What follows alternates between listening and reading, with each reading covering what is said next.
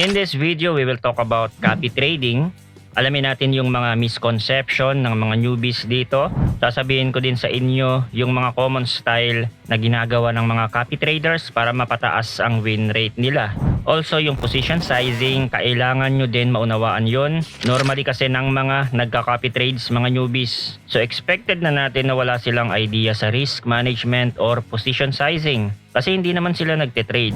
Gusto nilang pasukin ang copy trading kasi siguro nakita nila sa mga advertisement na ganito lang ang gagawin mo. Hindi mo kailangan pag-aralan ng trading. Kailangan mo lang i-copy yung master trader and then you will make money. Open an account, magde-deposito, copy a trader, at yun na, meron ka ng stream of passive income na kumikita ka na walang ginagawa. So ganun nga ba kadali lang yun? Kasi ganun yung pinapalabas sa mga advertisement to attract users on the platform, although meron namang mga disclaimer sa website. Pero parang terms and agreement lang yun, hindi yan babasahin ng mga newbies. At ngayon i-explore natin ang katotohanan sa copy trading, yung mga risk na kailangan nyo malaman na hindi porke kinapi mo ang pinakamagaling na trader sa buong mundo. Yung paborito mong trader ay hindi na siya matatalo. Kaya wag kayo magpapabulag sa 100% win rate na nakikita nyo sa mga copy trading platform kasi limited lang yung information na makikita nyo doon. At aalamin din natin yung madalas na strategy na ginagawa ng mga traders dito, yung business model, at syempre kung paano natin matetake advantage ang copy trading by gaining knowledge about position sizing and risk management. At kung interesado kayo sa ganitong mga content, token reviews, crypto news, anything related to crypto, make sure to subscribe and hit the notification bell. As always, this is not a financial advice. This video is for educational purpose only and always do your own research. Para sila mag-copy sa'yo, you will never lose a trade. Kaya wala silang nilalagay na room for error. What do I mean? Maglalagay sila ng capital na $100, yun na din ang position size na gagamitin nila. Magstay sila sa'yo, ipa-follow ka nila as long as you are winning. Meron akong 14 or 28 winning trades sa copy trading and then I lost one trade. They are gone. Suko na sila agad. Especially yung tipo ng newbie nakaka-follow lang sa'yo and then you lost a trade, maglalaho agad yun. So paano makakabawi si newbie kung suko na agad siya? Karamihan naman ng mga master trader, kung marunong kayong pumili, they can recover from the loss at magkaroon ulit ng winning trades. Isa pang reason kung bakit nawawala agad sila, it's because of their position size. Yung sinasabi ko na walang room for error, like for example, $100 position. Kapag na-liquidate si master trader na minsan hindi may iwasan, wala na sila kasi they think the master will never lose. Kung ang master trader nag-position siya ng $100 isolated at na-liquidate, hindi naglagay ng stop loss, pero meron siyang $5,000 capital, that loss is only 2% of the master trader entire capital, which is a typical risk in a trade. At dahil $100 lang ang balance ni copy trader, no room for error. Master trader lost the 2% of his capital and the copy trader lost the 100%. Wala nang ibang bala para i-recover pa ang account. Ang nangyayari kasi sa mga copy trading, ang kinakopy lang ni newbie is the strategy, not the risk management. Kahit pa sabihin natin na meron kayong parehas na $5,000 account, the master trader can tolerate a certain maximum drawdown in a position. Pero kaya ba i-tolerate ni newbie trader yon? Remember, iba-iba tayo ng risk appetite. Another misconception dito ng mga copy traders is kapag nakakita sila ng ganitong profit, na-excite agad. Wow, $40 profit. Ito yung ikakopy ko, tapos lalagyan yung account ng $100. Remember this, you will never get this amount of profit kung $100 lang yung position mo. Unless ang position mo ay $1,991. This is just a scalp trade. So 2% profit from the position.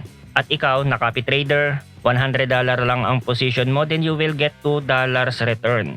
Hindi pa nakakaltas dyan yung fees na babayadan mo sa exchange at sa trader na pina-follow mo. So magkano na lang ang matitira sa'yo? Minsan magiging negative ka pa. So 2% profit sa 5x leverage, I think mako-cover niya na yung mga fees at hindi siya magne-negative sa copy trader account. Dito sa Fairdesk platform, based on experience, now I consider this guy is a good trader. Meron lang siyang one loss trade.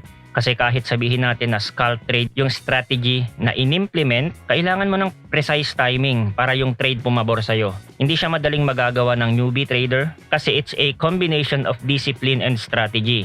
In a newbie perspective, ito yung mga trader na gugustuhin nilang i-follow kasi mataas yung win rate with almost zero loss. Pero meron silang hindi napapansin dito at ito yon. This one loss, $2,714, that is an entire position of liquidation. So imagine nag-position siya ng $3,000 noong July 15 pa, tapos nag-close noong September 11 lang. That would be a 2-month open position at nagbabayad pa siya ng funding rate every 8 hours. So malaki-laking loss yon. At ito yung position sa 30,500 price level long, nag-close yung position sa 24,970 kasi bumagsak yung price ni BTC. If you are an experienced trader, bakit hindi ka nag-exit to prevent further losses? Ang reason, kasi mini-maintain niya yung zero loss trades sa copy trading account na ito para makakuha ng mga newbie traders na magfa-follow sa kanya. Kasi ito lang naman ang tinitingnan ng mga copy trader. They don't care about this big loss. They only care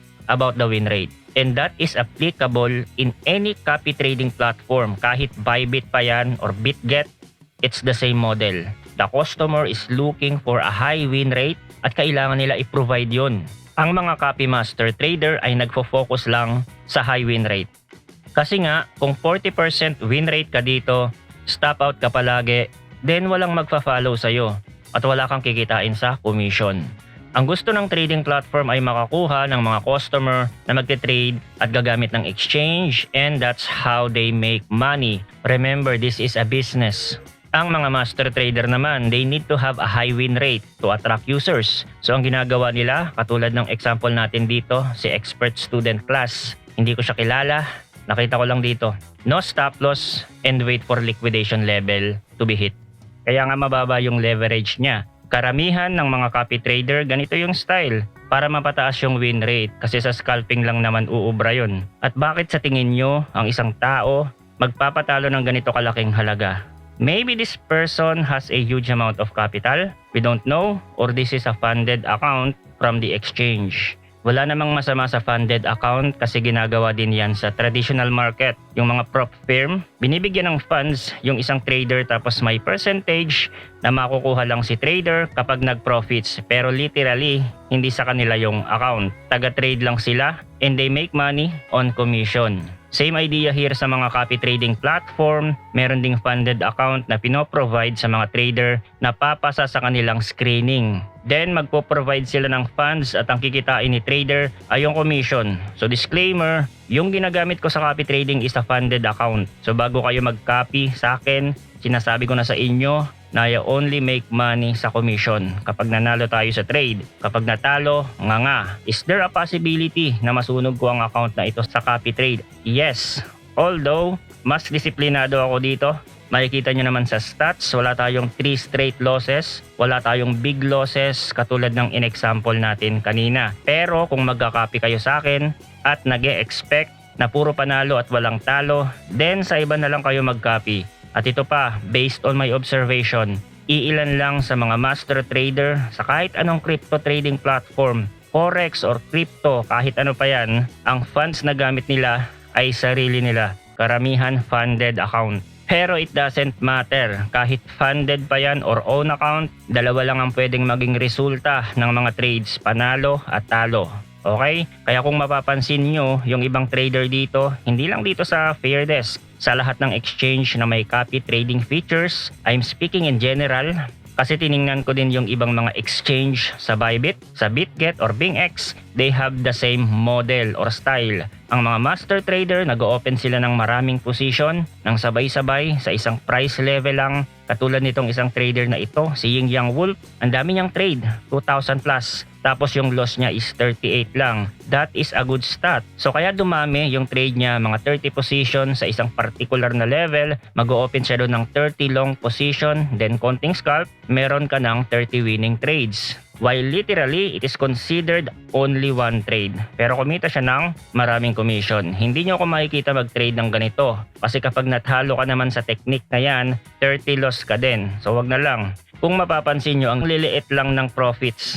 Pero pag natalo, liquidation level din. Ito yung reality sa copy trading. Ang motibo ng mga master trader dito ay nakafocus sa win rate. Yung sa akin, meron akong stop loss level. At minsan nga, trinay ko din yung style nila na liquidation level, yung exit point. So yung 9 losses ko dito, 3 beses lang nangyari na na-liquidate. Yung iba stop out na lahat. Katulad nitong loss ko dito, nag-short ako sa 25,731, nag-exit sa 26,000 kasi dun yung area na alam ko magtutuloy-tuloy. At kung hindi ako nagpa-stop out, ginaya ko yung style ng iba, din hanggang ngayon ipit pa din yan at malamang hindi ko siya mababawi agad. At dahil pinapanood nyo ito, meron na kayong idea sa sistema na ayaw nila ipaalam. Now, let's talk about position sizing dito na kailangan nyo gawin. Para din ito sa mga newbie trader na nagsisimula at hindi lang sa mga copy trader. Dahil nga ang mga traders hindi laging panalo. Minsan may talo at minsan dumadating yung point na meron tayong sunod-sunod na talo. Na-experience lahat yan ng kahit sinong trader. Ako, ang pinakamalala before is 11 straight losses. Unable to recover at all, account distraction. Now, sabihin natin meron kang $5,000 na kapital sa pagtitrade at nakaranas ka ng 8 straight losses at ang risk per trade mo is 10%. So, ibig sabihin, kung magte-trade ka, ang willing mong ipatalo kada trade is $500. So, 10% of your capital. Imagine kung makaranas ka ng 8 straight losses with the same amount of risk per trade, then after straight losses, meron ka na lang $2,152 with negative 56.95% drawdown. So nasunog na yung almost 50% ng capital because you are taking 10% of risk every trade. Buti nga 10% lang yung risk, yung iba 100% ang risk in one trade. So at least hindi sila makakaranas ng 8 straight losses, only 1 loss, they are gone. Now ikumpara natin kung 2% lang per trade ang i-risk natin with the same capital. First trade loss, $100 lang at dahil nakaranas nga tayo ng 8 straight losses, then ang remaining balance natin is $4,253 pa with only negative 14.92% drawdown. So hindi ganun kalaki katulad ng kanina. Although, this is a good result, 2% risk is better than 10% risk per trade. Pero kung ganito kaya ang gawin natin, first trade kapag natalo tayo, we lost 2% of our capital, equivalent to $100. Tapos kapag natalo ulit, ibaba natin yon sa 1% risk per trade. Second trade, loss pa din pero this time $49 na lang yung talo natin. At dahil talo pa din tayo sa second trade, ibaba pa natin ulit yung risk per trade. Gawin natin 0.5%. So $24.26 lang yung loss natin per trade. At mananatili sa level na yan hanggat walang winning trade. Ibabalik lang natin sa 2% if nakakapanalo na ulit tayo. So sa 8 losing trade, meron pa din tayong $4,707 at drawdown na negative 5.85%. Much better result kumpara sa mga nauna. At example model ko lang ito na magagamit nyo kapag magka-copy trade kayo or magte-trade ng sarili nyo. Always ask yourself kung gaano ba kalaki ang willing kang i-risk sa trade na gagawin mo. Kung meron ka bang $100 capital, willing ka bang i-risk yan lahat sa isang trade? Capital play a vital role here. Kasi nga, kung matalo yung trader na kinakopy mo, makaka-recover ka pa ba? Kung yung position mo ay nakaset lang para manalo. Kapag natalo, wala na. So ito yung mga lesson na makukuha nyo sa video na ito. Kapag maliit lang ang capital mo, don't expect to make a lot. Marami kasi ngayong mga tao na nagpapaniwala na $10 gawin natin 10,000 USDT sa trading. $100 ko, naging $1 million. Karamihan doon ay fake, hindi siya realistic. The reality is, if you don't have enough capital in trading, 98% of the time, you will not make it. Maybe you can make some money, $100 to $1,000. Yan, realistic yan. Pero yung $100 to $1 million, medyo unrealistic. And you should expect kahit gaano pa kagaling yung trader na pinafollow mo, darating ang time na matatalo din yan sa trade. Bago ka mag-copy, alamin mo yung behavior ng trader. kung ang exit point niya ba sa loss trade is yung liquidation level. Then ikaw na ang mag-adjust at i-follow mo ang sarili mong risk level per trade. 2% or 10% per trade, it's up to you. But never go 100% risk in a specific trade. Yun lang naman, at kung gusto mong magtagal sa trading game, kasi nga kung nag-experiment ka lang dito, ang focus mo ay profits lang, you think this is just the same with gambling, then let the market decide to wipe you out in this arena. So I hope may natutunan kayo dito. Copy trading is good. Maraming nakakapag-profit dito kung alam nyo siya i-take advantage. Alisin nyo yung mindset na dapat puro panalo lang ang trades. At yun lang ang video natin for today. Thanks for watching again. Good luck and see you on the next video.